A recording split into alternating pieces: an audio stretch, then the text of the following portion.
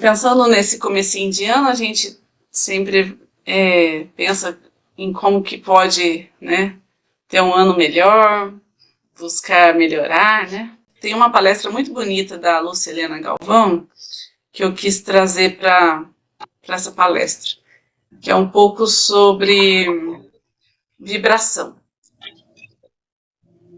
Essa vibração, ela comenta que é importante a gente refletir sobre qual o nosso nível vibracional. E é interessante porque muitas vezes o que nos atrai pela vibração nem sempre é o que é belo, né? Às vezes pode ser o que é diferente. Então exige, né, nessa vibração, quando a gente toma consciência de como está, uma consciência, né, do que a gente busca vibrar. Então ela diz, a gente não vibra impunemente, né? A gente sempre tem que estar se questionando e buscando um discernimento sobre aquilo que a gente está vibrando. Então a gente é responsável pela vibração que gera. E até daí muitas vezes gera os karmas, né? Porque ela transforma e afeta as pessoas ao nosso redor. Qualquer matéria, né, é energia vibrando. Então, qualquer coisa que existe, qualquer matéria que a gente possa pegar, é energia vibrando, assim como é no plano sutil, né? Ou ela vibra aqui mais densamente ou mais sutilmente, mas sempre vai ser átomos vibrando. E lembrando que toda vibração nossa afeta toda a humanidade, né? Numa oração, isso, qual o alcance que tem, né? Assim como as vibrações mais negativas. E aí a gente pode sempre, para buscar elevar a vibração, se inspirar nas artes, nas belezas produzidas do ser humano, aquelas que o ser humano já foi capaz de chegar, que muitas vezes se diferencia e nos inspira a ser melhores, né?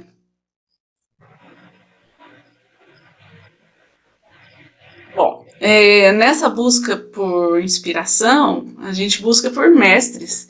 E o que é um mestre? É aquele que domina uma lei que muitos ainda não dominam. A gente vai falar de Jesus, né? Por exemplo, é um exemplo de mestre que conhecia de coisas que os homens da época e a gente ainda não é capaz de compreender tão profundamente, né? E esse domínio da lei, ele traz um pouco de uma sensação de poder, né? Mas o poder, é importante lembrar que ele não ele não corrompe, ele não se corrompe se o caráter for forte. O poder é uma virtude, se for acompanhada de um caráter bom, virtuoso. E dessa forma a gente não precisa ter medo desse poder de transformação, esse poder de realização. A gente não pode se esquivar das nossas responsabilidades de evoluir, né? E lembrar que a gente somos seres humanos em constante evolução. Temos muito que avançar em busca de plenitude de valores, de virtudes, né, de sabedoria. E aceitar as nossas polaridades. Então, essa busca por melhorias também não pode desnortear, trazer ansiedade, porque a gente tem que ter consciência do lugar onde estamos, né? Do patamar onde estamos de evolução. Então a gente busca sempre vibrar cada vez melhor, sabendo desse potencial da vibração humana. Quando a gente olha ao redor, a gente vê que é muito grande, quando a gente busca essas inspirações. Então, é sempre importante a gente buscar essas sementes de evolução do homem. É como se fosse uma sementinha que plantasse em nós de inspiração, que pode florescer. E aí a gente pensa, quais são as nossas referências, né? Aí eu coloquei aqui uma imagem de Jesus, que é uma referência de caridade, sabedoria, simplicidade, cortesia, cura, intuição, confiança. Tantos exemplos numa pessoa só, né? Que é um grande mestre, né? E a partir desse momento que a gente se fortalece nessa vibração elevada, nessa busca por inspiração em mestres, né, grandiosos, né, que conheciam essas leis sagradas, a gente fortalece a nossa fé. Esse material está numa palestra do Divaldo Franco, de especial de Ano Novo. E aí ele fala que a fé nada mais é do que vibrar com a suprema divindade, estar a serviço do bem, da caridade, da fraternidade, compartilhar amor. E quando a gente está conectado com a nossa natureza, com a natureza que nos cerca, a gente tem os elementos necessários para a transformação. É como se a gente tivesse ali todos os ingredientes para um caldeirão, para que as coisas aconteçam e se transformam. E para receber essa transformação, ao mesmo tempo, a gente precisa estar disposto a desapegar da situação que existe, sem saber qual que é o caminho que a vida vai tomar, né? Para aquilo que se quer. Então, permitir que a vida te surpreenda, porque pode ser caminhos inimagináveis. São tão abundantes os caminhos que a vida pode tomar que a gente nunca vai saber muito bem como isso vai acontecer, né? E a gente precisa se lembrar e perceber que a gente é a emanação do nosso corpo mental, do que pensamos e das nossas emoções, certo? Então, primeiro esse desapego para soltar e que as coisas, os nossos desejos, os nossos sonhos se realizem da forma como tiver que ser, segundo a vontade de Deus. E lembrar que muito do que acontece é reflexo do nosso campo mental e emocional.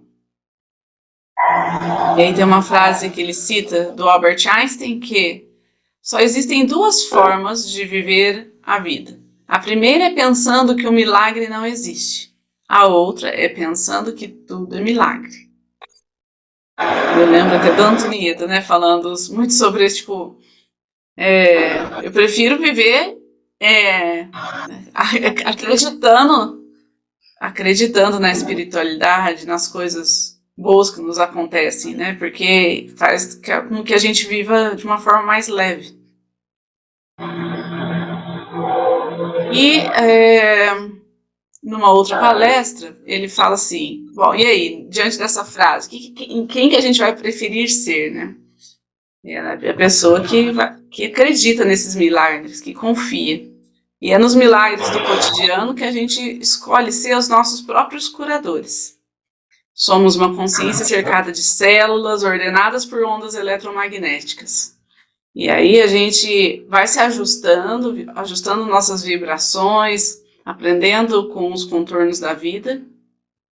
E aí a gente, com consciência e prestando atenção, a gente vai percebendo esses milagres nas pequenas coisas. E com fé em Deus, uma mudança mental, a gente consegue construir no futuro uma ação, né? Um futuro próspero. Então a gente pode acreditar numa vida melhor do que a que hoje nos sustenta. Não podemos ficar acomodados, sempre buscando evolução. E para isso a gente precisa ter fé em si mesmo.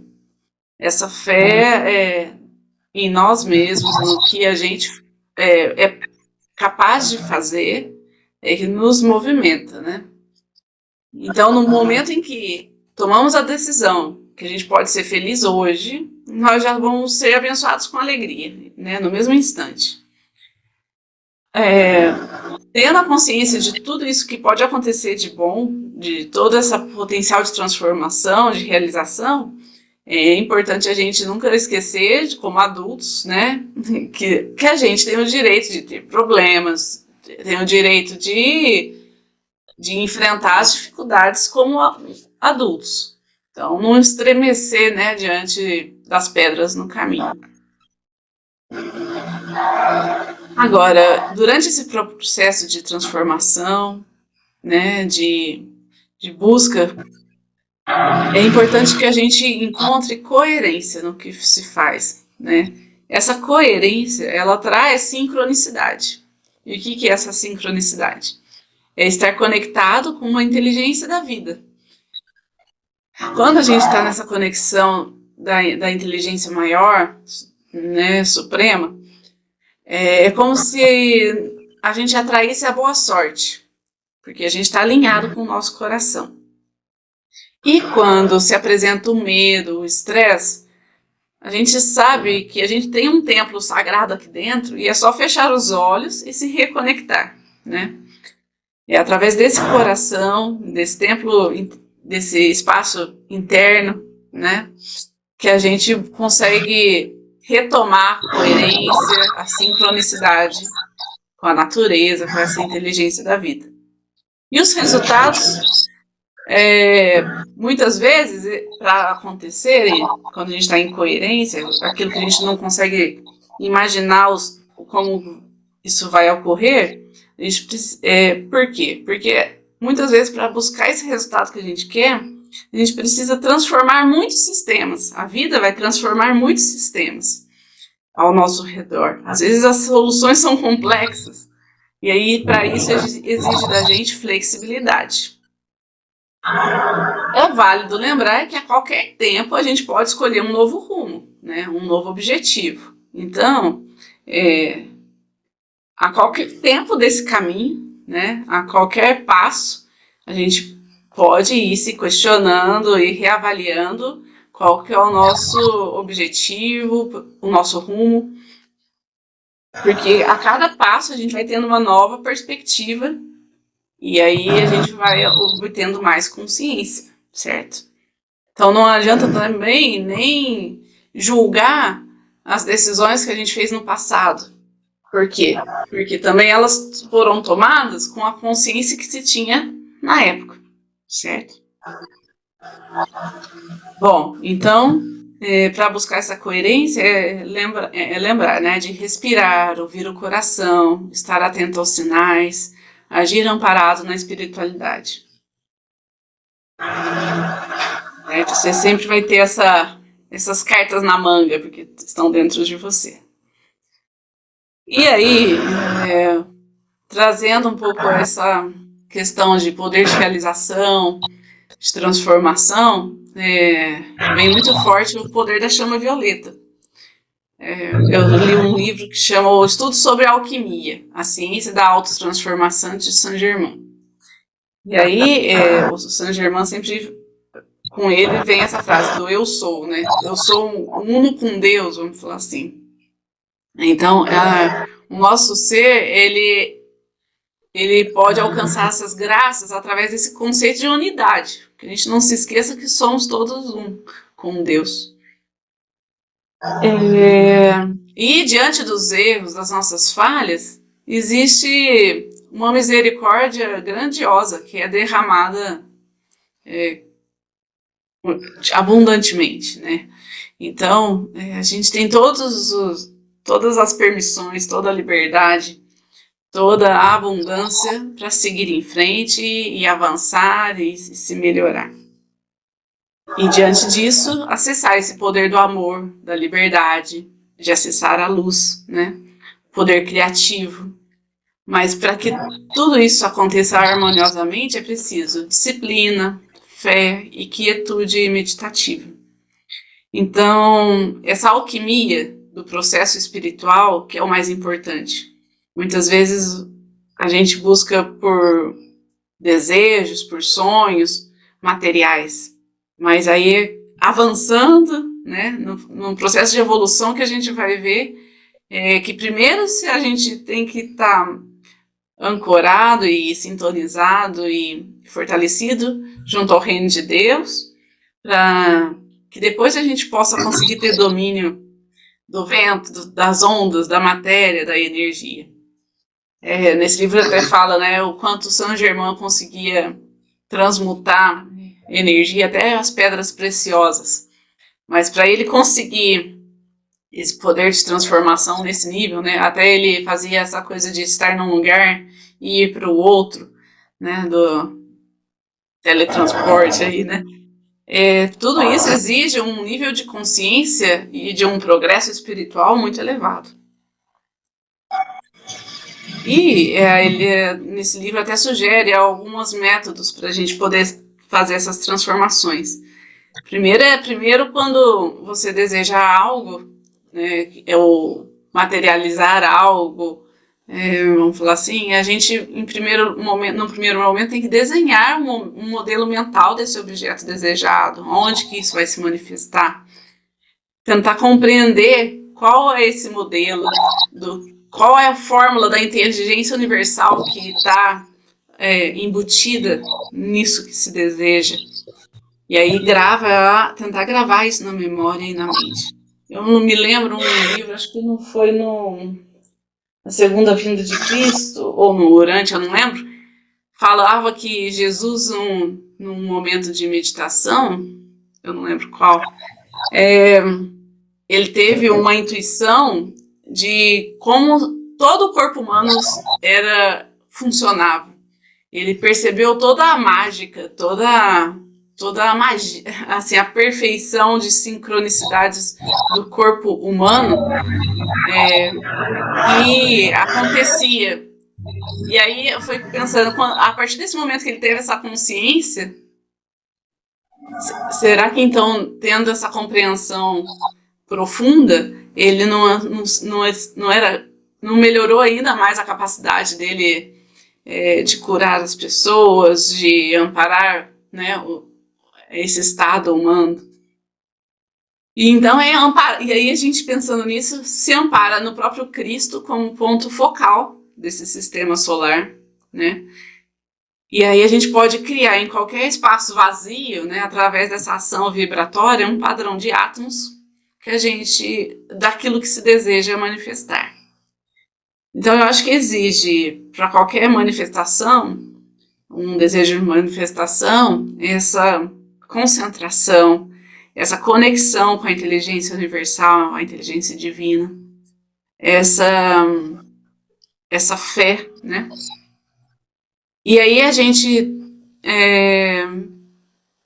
e para isso precisa de um nível grande de paz interior e exterior, né? Precisa estar cuidando muito desse ambiente onde tudo isso está sendo criado.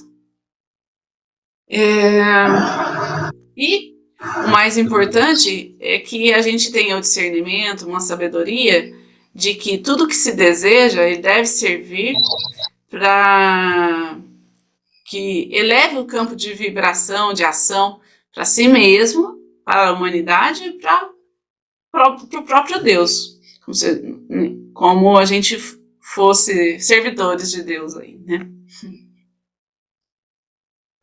E no livre-arbítrio, quando se escolhe o que se deseja e para onde quer ir, é importante lembrar dessa frase, né? Contudo, diante da minha vontade, sempre colocar a vontade de Deus à frente, né? Que seja feita a vossa vontade e não a minha. Então é essa confiança, é essa fé que eu acho que tem que estar sobre tudo. Até eu coloquei um trecho do livro aqui, que eu lembrei até das nossas orações diárias. Eles falam, a oração, ela destaca-se a importância das orações metódicas diariamente. Porque a oração, ela abre a porta para a intervenção de Deus nos assuntos da vida, né? Ela fornece aos mestres ascensos e aos seres cósmicos que desejam auxiliar a Terra e as almas, elas como se fosse abrindo caminho, né? É como se a gente permitisse que esse auxílio da justiça universal chegue até nós, porque existe essa lei do livre-arbítrio. E aí ela abre as portas para que toda a humanidade possa acessar esses apelos de intervenção. Aí eu fiquei pensando tanto quanto é importante as nossas orações diárias e esses nossos desejos de bem para todos ao nosso redor, para toda a humanidade. Bom, enquadrar a totalidade da vida, então pensar na nossa vida, moldurando ela como se fosse uma raridade, né? Com grandiosidade. Porque a gente é senhor da própria consciência, a gente tem que ter essa atenção para como está a nossa vida, para cuidar de transformar circunstâncias indesejáveis da nossa vida, para passar pela transmutação do novo homem. E essa chama violeta, que acho que agora vai pegar o gancho que a Antonieta quer falar, é um dos aspectos da consciência do Consolador. É como se fosse um elixir da vida, produzindo perfeição em tudo que ela atuar. Tanto no corpo físico, mental, emocional. E é isso. Antonieta, quer complementar da chama violeta aí? Então, o que eu ia falar sobre a chama violeta é a praticidade do uso da chama violeta. Porque, por exemplo, você falou no Mestre Saint Germain, são inúmeras encarnações em que ele foi treinando como usar essa lei da misericórdia. Existem alguns livros a respeito disso, mas de um modo prático para a nossa vida diária, a gente confiar que as almas que vão à nossa vanguarda, elas nos guardam. E a gente confia que vamos dizer assim, todos os desafios que aparecem na nossa vida são oportunidades de aprendizado. A chama violeta, ela, quando a gente pede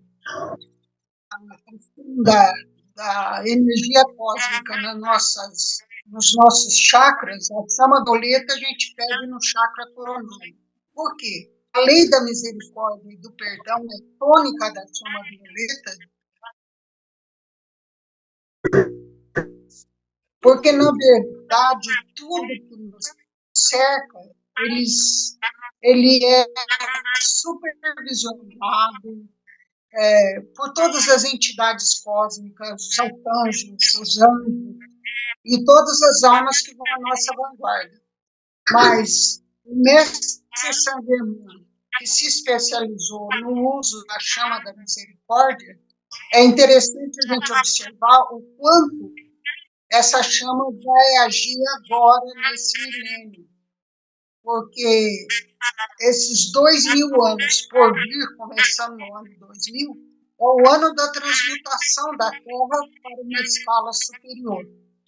E o Mestre Saint Germain, sob a orientação do Cristo cósmico, ele vai agir especificamente sobre a nossa emoção nesse período. Então, a gente sentir a tranquilidade de saber que aconteça o que acontecer, nós estamos supervisionados por esses seres maiores. E nós podemos usar a chama violeta no sentido